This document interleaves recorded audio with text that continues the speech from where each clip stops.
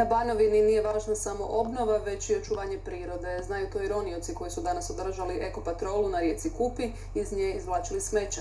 Uz to velikim srcem koje su simbolično izronili, prisjetili su se i svih žrtava razornog potresa. Sve je pratio Goran Latković. Srce za Petrinju ronioci su danas izvadili iz rijeke Kupe. Održana je eko akcija čišćenja rijeke na kupalištu u Petrinji, a izronom velikog srca odana je počast žrtvama potresa.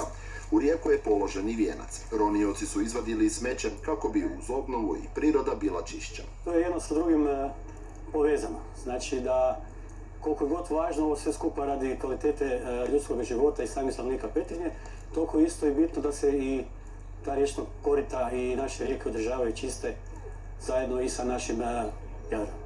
Ronioci iz Hrvatske i regije okupili su se u inicijativu Ronioci za Banovinu, a današnju su akciju došli podržati ronioci iz Slovenije. Pomogli smo im opremu, slali smo im šatore, grijače, elektriku, plin,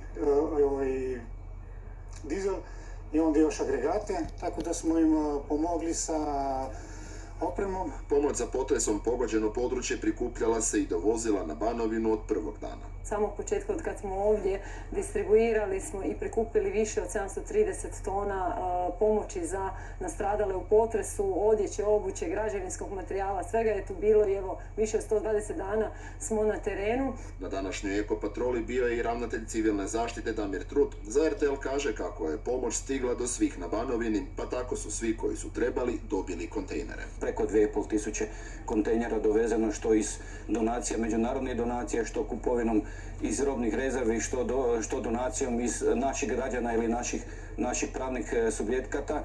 Znači na ovom prostoru je svi oni koji su imali potrebe su osigurani sa kontejnerima. Dobra djela ronioca danas ne prestaju. Oni će već početkom lipnja 35 malih Petrinjaca odvesti na vikend odmor u Savudriju.